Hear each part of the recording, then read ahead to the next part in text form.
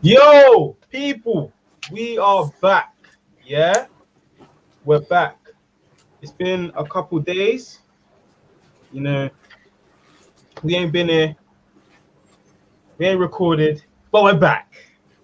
And the consistency will be back soon. You guys already know. Hey, let's just get into this. Yeah, you lot already know what time it is. The AJ Footy Talk Show, hosted by your boy AG, and I'm here with my bro Jay. Talk to them, man. Yeah, man. It's been a couple days, weeks maybe since you last uploaded a video, but I'd just like to say it is AG's fault, not man. Wait, hold on. That's what we're doing. His Wi-Fi was down when we went to record the other day. That's what we're doing. I want you to remember this. Say no. Cool. Remember this. Yeah, man. Arsenal's back. We're back. Everything back and everything good. Back, man. Let's get straight into it. So, first things first. I want to share this with you guys. So, can you guys see? Cedric Suarez has impressed Arsenal coaches in pre-season and is in contention to start the opening game of the season against Brentford at right back, according to Chris Wheatley. So, Jay, talk to me. How are you feeling about that? I've always thought he was better than Bellerin. Cedric as our starting right. So, let me ask you this, yeah?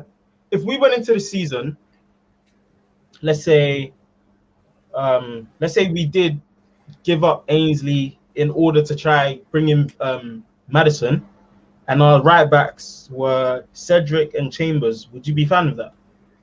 Oh, hell no. Hell no. Because I do think Bellerin is going. I do think Bellerin is on his way out. But Cedric's decent, but after what I saw Pedro Neto do to him. Oh, sorry. I'm listening. I just need to sort something out. Sorry. After seeing what Pedro Neto done to him, and even with Chambers, I still got flashbacks of Jefferson Montero just killing him.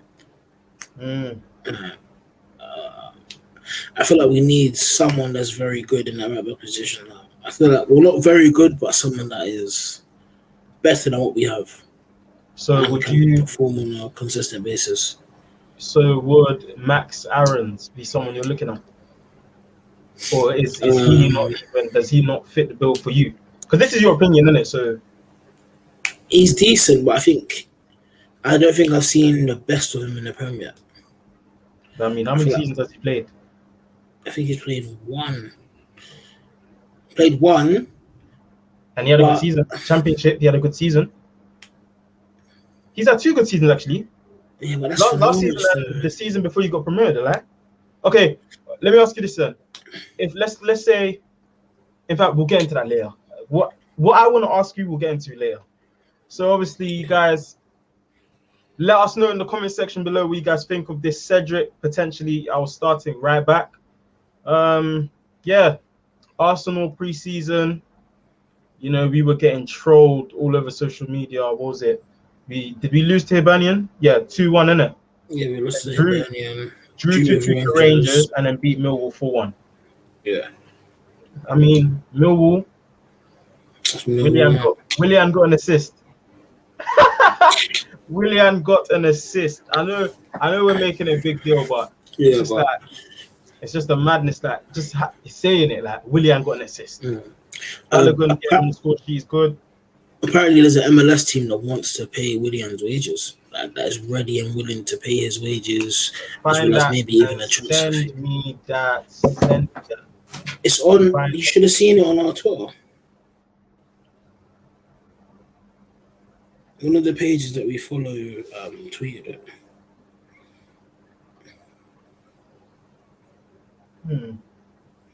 Or did I see the notification somewhere else? I mean, I ain't seen that, but I mean, if there is one, I ain't complaining. But yeah, Cedric potentially our starting right back. Now. We need to talk about this. we need to talk about this. Where is it? Where is it? Oh, yeah, here. We need to talk about this one. Atletico Madrid are readying a bid for Alexandre Lacazette.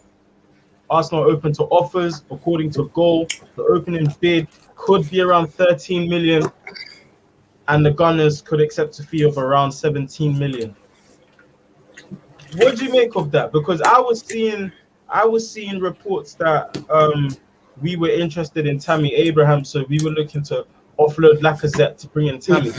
I'm not gonna lie, I'm not a fan of that at all, if I'm being honest. I don't know. I wouldn't say I'm not a fan of it, but for me, I'm saying for me, I'm not a fan of that. I think that could be quite decent for us. 40 million for Tammy Abraham. Like I said, 40 million is the only issue. But Tammy as a player, I rate Tammy. No, don't get me wrong. I have no problem with Tammy Abraham. But we're going to spend 40 million on Tammy Abraham. 40. I said, for me, I'm not on that, bro. I would pay 25 million for him. The max I'd go to is maybe 30, 35. Because he spent a lot of last season without football. But then again, he was their top scorer, no? But then again... And you just said he spent a lot of time without playing football. But he's still finished their top scorer. Exactly, he missed a lot of time without football. So but that's not his fault. Exactly, so you can't come and tell me to spend 40 million on a player you don't even rate. But the thing is, Arsenal, from the reports that I was seeing, he's, I think, currently on 80k. I'm seeing rumors that Arsenal are ready to give him 125. Yeah. So he's downgraded in terms of club. But then you have to look at it. In terms of his weight. What's going on? But you have to look at it as this, though. Yeah. Let's say, for example, cool. Let's say you just won the champion. You're playing for Real Madrid. They just won the Champions League, but you're out of favor there. Mm-hmm. And okay, Chelsea are trying to buy you. Yeah. But Chelsea finished 6th, are going into Europa League. They're gonna have to sweeten the deal for you to join. But the thing is, I'm not gonna lie. It doesn't make sense. As in, that it's something that it's like, why are you gonna give 45k more to a player who sat on the bench for the second half of the season and whatnot? So look at this, yeah. Sorry to cut you off, but the way I see it, bro, is like, if Tammy comes in, yeah. So Tammy coming in, does that mean that he is now our starting striker? Because that's what I'm getting from this. Lacazette's going, that means Tammy's going to be a starting striker. Because there's no way you bring in Tammy for 40 million, bench him and put Lacazette up top. Aubameyang up top. Do you know what it is? It depends on teams you play against. Because you know how sometimes he likes to put Abba on the left, Tammy down, and then it'll be Lacazette down the middle. That's usually worked in the back three system. But my thing is, you have Aubameyang, who is just he's not a winger. He's not. Let's be honest. He's not put on the left to play as a winger. I understand that he's playing more like a left forward kind of role. Yeah, I get that, but at the same time, I'm like, if you're letting Lacazette go, okay, cool. Lacazette's like what, 30, 31. He's coming to the end of his contract. I mean, Lacazette. The thing is, you can't say apart from the goals because that's what you base a striker on mainly. Yeah. Like, the goals have never really been enough. Let's keep it a stack. They've never really. I don't think he's got more than 20 in the Premier season. See that this is a player we've had for what 3-4 years. I don't think has he got more than 15? Is it 3-4 years? It's at least 3 years we've had Lacazette. 4 years. This will be the 4th year, right? No, this will be the 5th. This will be his 5th year. Because he's in the last year of his contract. And he's never hit more than 20 league goals. More than 20 league goals, man. Okay, cool. So for me, getting rid of him now, getting what, potentially 17 million, I'm not complaining. I think I like Lacazette, but at the same time, it's like yeah. I feel like Arsenal shouldn't be stubborn on this one. Like I said already, like when I tweeted it, don't be stubborn with this. If you can get 15 million, say yes. Just say yes. It's like, because if they're not going to try and pay the 17 million, that's a bit of like, you're going to go into a bidding war. That's pointless. and then you could lose out on selling him and bringing in someone that's fresher, younger, and would be one of our players for the future as well. But and if you look at it, it would actually make sense to bring in someone like Tammy, because when you look at how we've been playing recently, a lot of it has been getting the ball into wide areas, putting it into the box. Does Tammy Abraham like to header the ball? He's tall, but does Tammy Abraham like to header the ball like that? Is he good in the air? Is the question I should be asking. I've seen him score a few headers, but that's not really. But then you have to look at it as, do Chelsea cross the ball a lot? But bro, like, if the ball's coming in the air, like, Tammy Abraham is a striker. I'm not saying he should have a 100% conversion, because that's not obviously you got to look at it as, if he's coming to Arsenal and that's something Arteta maybe the style of play might suit him a bit more. Exactly. I hear it. And then you got to put into instance coaching, because I'm gonna let it slide. Go on. Just coaching mechanisms. Just know, I'm writing down the time. Just know, when I clip this and I'm promoting the video, that's what I'm putting. Just know. Violent. Hey, bro, I just came from. Hey, bro, listen, I just came from work. It's 11:30 at night. I'm tired. Oh my gosh. Yeah, coaching mechanisms. Bro, that is beating me, man. What the fuck? Oh my god. Hey, do you know what clip you need to put in? What? The clip of PK Humble when he just saying English is beating me up. Bro. Oh. Got it on my phone. 11:10 John Howler. Yeah? But yeah, back to the topic. What do you make of this? Just Lacazette. You're just open to it. 15 mil. Yeah. He's in his 30s as well. Send him to Atletico Madrid, let him play some Champions League football, probably end up winning Champions League somehow, because he's come from Arsenal. But yeah, man, I feel like England has never really been it for Lacazette. Because do you know what it is? I'll give it to him, because in the big games he's had his moments of brilliance. Like I was gonna say that big games he does show up against Chelsea. Liverpool. He loves to score against Tottenham. Liverpool. Yeah, the one time with the game. What was it? I think it was like 2-1. What's that? I think it was 2-1, and then when him and Reece Nelson scored. No. Forget that game. He touched it, and I think it was like on the swivel, just banged it. Oh, and the one. Bro, that goal was dirty. Bro, I'm telling you, Lacazette is a big player. Do you know what it is? He's had so many good, brilliant moments where it's like, Lacazette, man. Like, we've even said that sometimes. Like, we've even said it sometimes. In games, he just suits it better than Aubameyang. 100%.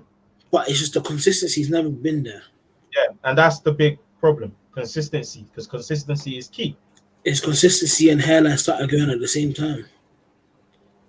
I don't know why Lacazette's catching strays here, man. He didn't do anything to you. He did not do anything to deserve that. That was just uncalled for. That was uncalled for. No, man. How's he catching a stray if we're talking about Lacazette?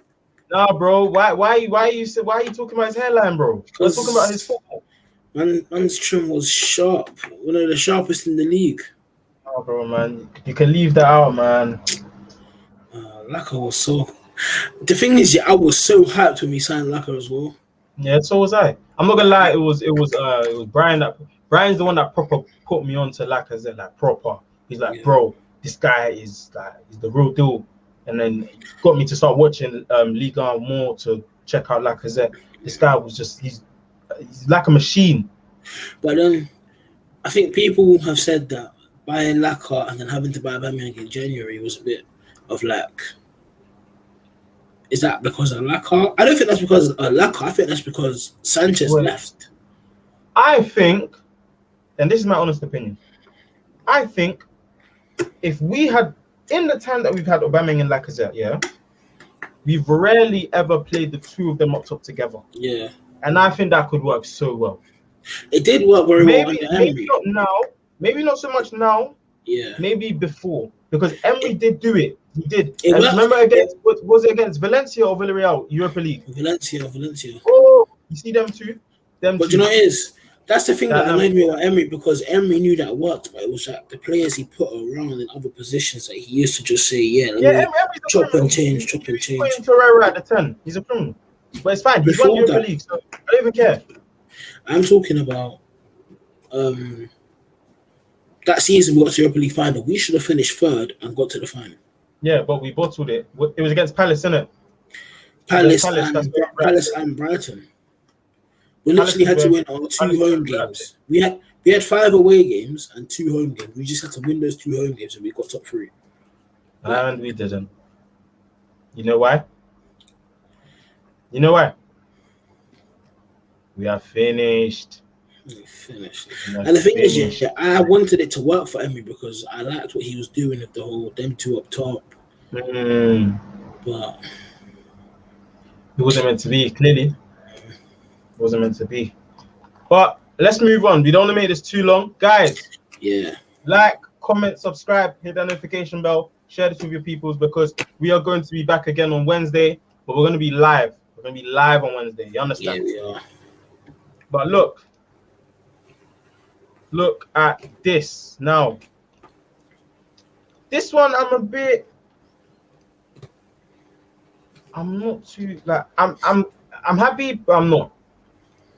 So look, West Bromwich Albion have set an asking price of 12 million for Sam Johnston, and Arsenal are giving it serious consideration. However, I keep seeing reports that we are more likely to sign Aaron Ramsdale from Sheffield United. How do you feel about that? For me, Sam Johnston's way better than Ramsdale. Like, I'm with you. You can just see the England tax here. The whole getting called up for England rubbish. They both got called up for England. But here's the thing though. Sam Johnston, 12 million, he got relegated. Sheffield United are asking for 40 million. For what reason? Didn't they both get relegated anyway? They both got relegated, but because Ramsdale is seen as a better keeper by obviously the England team, he's been boosted up to 40 million. I don't know about that, you know. I just think it's more the fact that he's 23. Nah, man. I don't know, because when I saw Johnston play for England, he looked good. In the friendlies that we played before the Euros, Sam Johnston looked good. So I don't even know if it's a thing. Sam Johnston's 28. Ramsdale's 23. That's a big factor, bro. Nah, man. Sam Johnston, a big factor. He's a better keeper. But that's a big factor. Age is a big factor when you're signing players. That's facts. You see Ramsdale, and they're probably Sheffield United are probably looking at Ramsdale and saying, you know what, he's one of the few assets we have. Him and who was it that they were trying to finesse us for money as well? Sanderberg. They were trying to take 35 million off us for Sanderberg as well. I think he's probably one of their key assets. He's got a release clause in his contract. I don't even know about all that. All I know is that if Arsenal are going to sign a keeper out of these two, it should be Sam Johnston. There should be no further discussion about this. I don't really understand, because I get Ramsdale's young. My thinking is they're signing. What I think is going to happen is they want to sign Ramsdale because they think Leno's going to leave probably next season. So they're like, okay, cool. Ramsdale, you kind of hold the back seat this season. Next season, you're the big dog. That's how I'm seeing it. Because I don't understand how you can look at the two of them and honestly think signing Ramsdale for 40 million is the better decision over signing Johnston for 12 million. I don't understand. Especially when you want to spend money on other areas as well. Yeah. It's like you can literally get Sam Johnston for 12 million this season and still have money to sign other players now this window. Improve more important areas, and then maybe come back to Ramsdale next season if Leno doesn't even be like, okay, cool. Let's see what Sheffield United are saying now. Especially, we have to see if they do come back up as well and if they do stay down.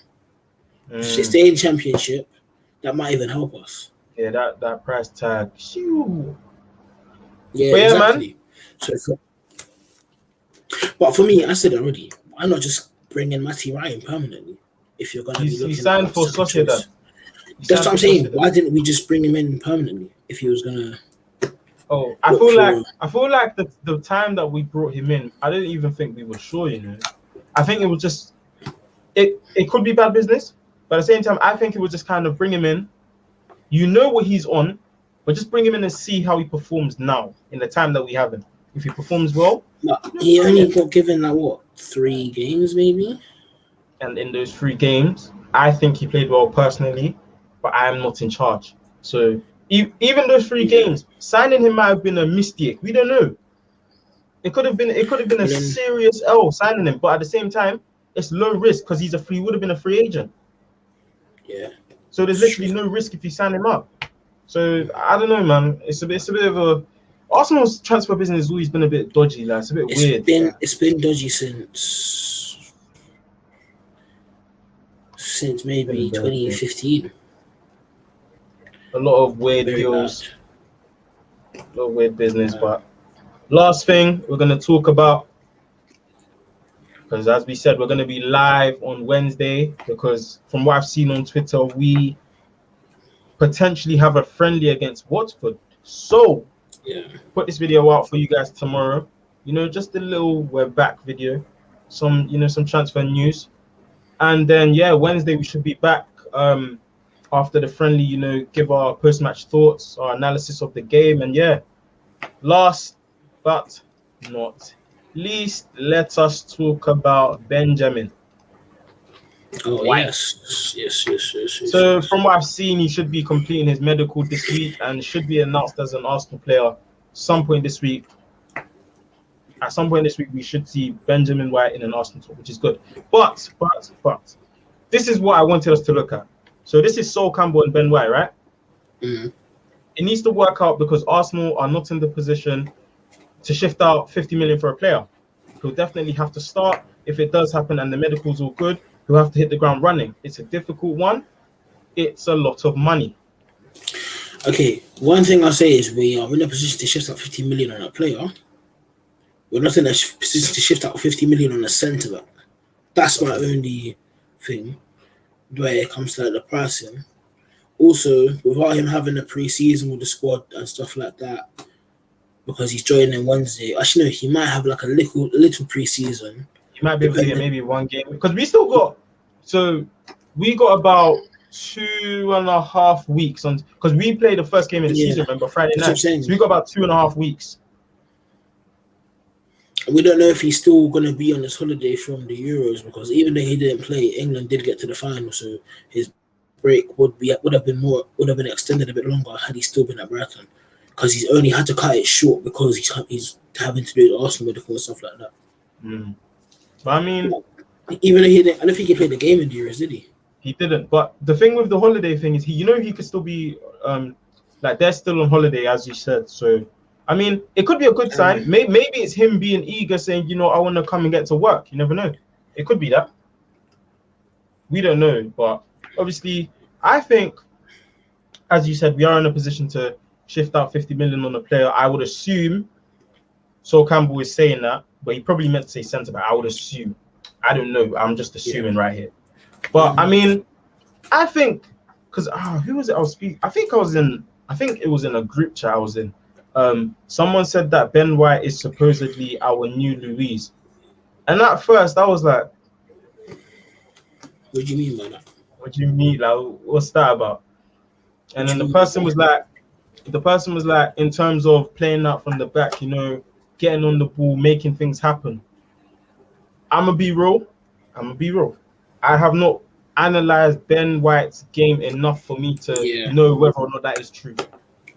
I've seen him games here and there, and I was like, he looks all right. But I would never expect Arsenal to go and spend 50 million on him. That's me being honest.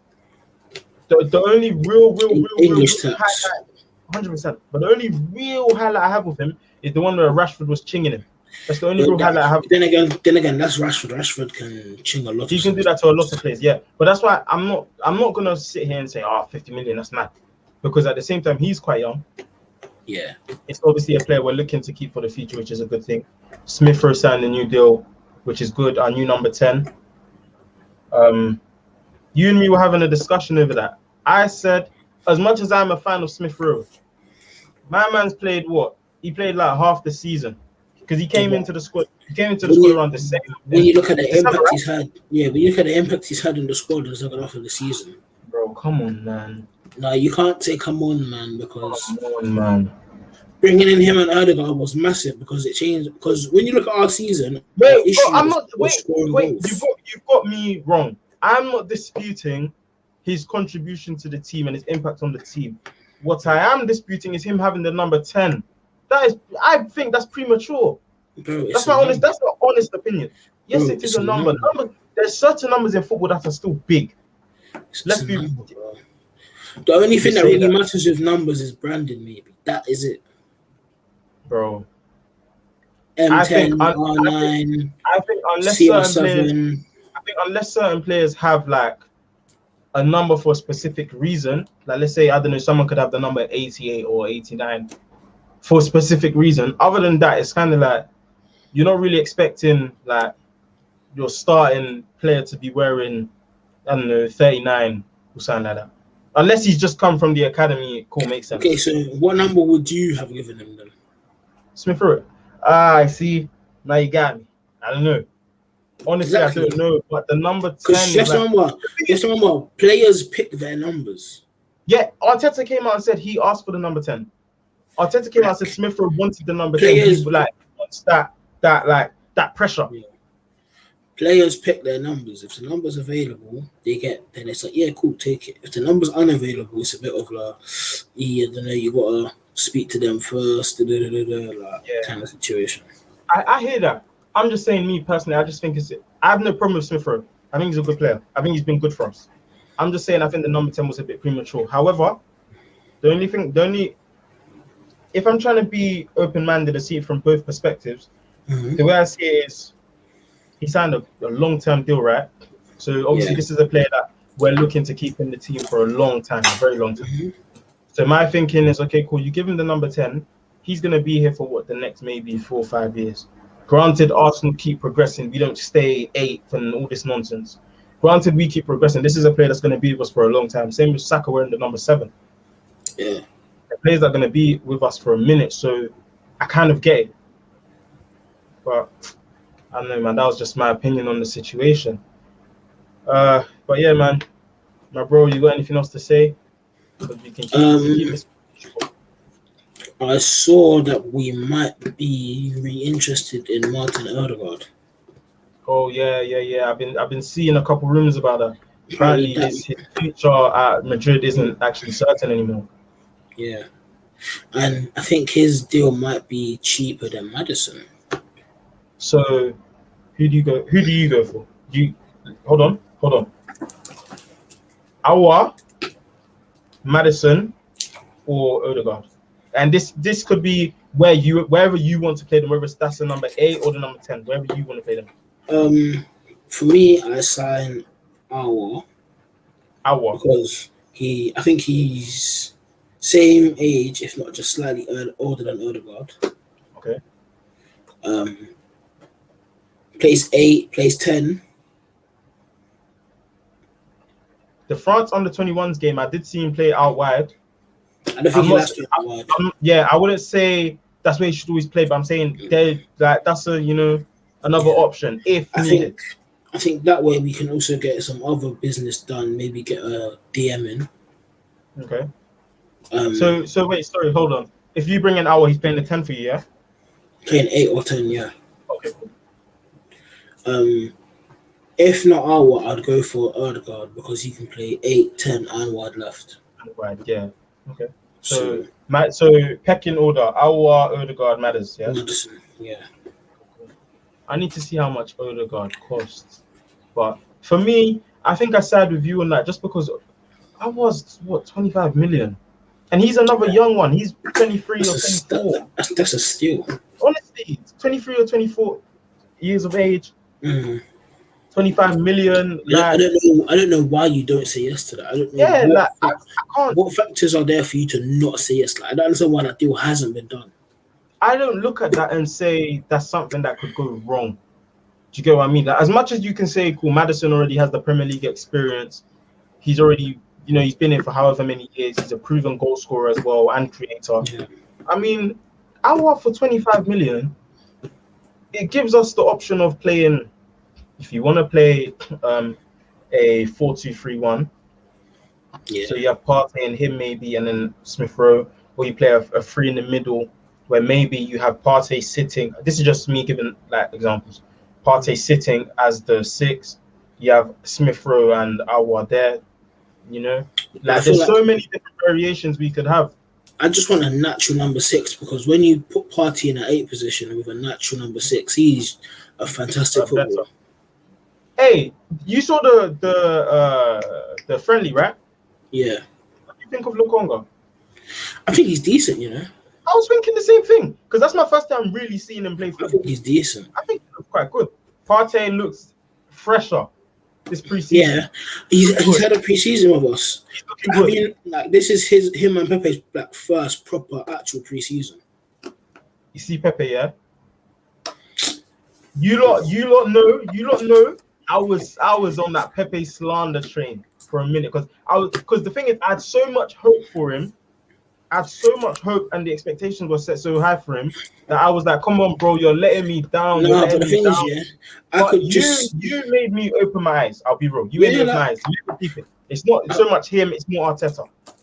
But we have to be real. We have to be real. There were times when Pepe did get game time. He wasn't doing enough. Let's be real. But that's the thing, though. He couldn't really do much in a team where there's no creative-minded midfielder. Like our best option for creativity, no matter how you look at it, was Mesut Ozil. Whether you say he's finished or not, even at his worst, he was still creating the most chances in the squad. So it's like just play someone that can create, or you bring in Smith Rowe earlier. I don't know if Smith Rowe was injured or not, but I don't see why he wasn't in the team earlier. If your decision was going to be, Ozil's not in the squad no more. I mean, you can't make a decision without having a plan because, as you can see, it's true. Arteta made that decision without having a plan, and we ended up 15th by Christmas. I'm not gonna lie. Us Arsenal fans have been through it. Like we've been through it for the last couple of years, but what we went through last season was hell. And like it's so mad when I looked at it at the end of the season. Do you know where we were in terms of defensive record? I think we're 3rd or 4th. 3rd, bro. Yeah, I'm not gonna lie. Only the Champions League winners and the Premier League winners had a better defensive record than us. But in terms of creating chances and scoring goals, we were like one of the worst in the league. And that's no surprise because we played without a proper like playmaker up until December or January.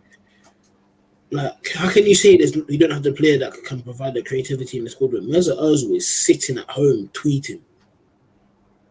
I mean, I don't know, man. Like, there was clearly something behind the scenes going on there, which is why since 2018, guys have been running an agenda against Ozil. I don't know if it's because he met Erdogan, the Turkish president. I don't know if it's just about the time of tweet. I don't know if it's about his response to the Germany situation. Oh, what is it? They kept calling him an immigrant every time. I think it was his response to the. I'm not sure how you pronounce it. The situation that was going on in China with the Muslims. I don't know how you pronounce the type of Muslims. So I don't want to say it wrong. I think that's what kind of kicked it all off. Because from then, no, not even. I think it's from before that because Emery dropped him. I mean, as well. That's true, but when you look at it now, I mean, there's all these things off the pitch that could be happening, but then on the pitch as well. Do you look at it and say, well, if he's been dropped by actually no. I don't think it's the China situation because after the China situation, he was still playing for Arsenal.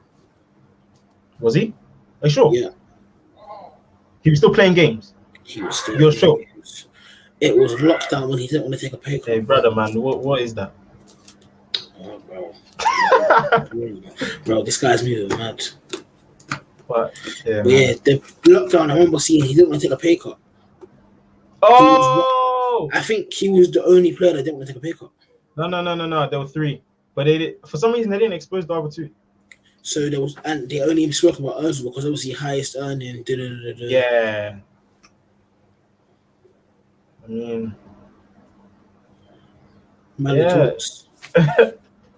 But yeah, They man. will take a pay cut, and he lost them some money he lost them a sponsor. Yes. Was it Konami? It wasn't Konami, was it? The viewing of all Arsenal games. Oh yeah, in China. Yeah. Oh, that's what I was talking about when I said the comment he made. That's what I was talking about. But yeah, man. Should we wrap it up there? That's what, 35 minutes. Yeah, man. Go again on Wednesday. You go again on Wednesday potentially. People,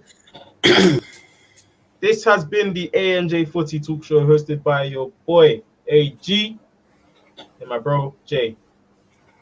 And yeah, man, we're back. We should be back on Wednesday. If this friendly that I've been seeing on Twitter does happen, we'll be here live. Yeah. I'm not too sure what time yet, but we'll be here live, giving our post-match thoughts, our analysis of the game, and yeah, man. That's if it is available to actually watch the stream, because I heard it's behind closed doors. So but you know, it is the last behind closed doors game was actually on Arsenal, the Arsenal website for free. Oh, the main one. Yeah, it was on the website for free. Okay. Yeah, so hopefully it is there. We'll be able to watch that. Yeah. Come to you guys straight after the game and let you know our thoughts. But yeah, man, make sure to like, comment, subscribe, hit that notification bell, share the video with your peoples, and yeah, we are out. Peace. Peace.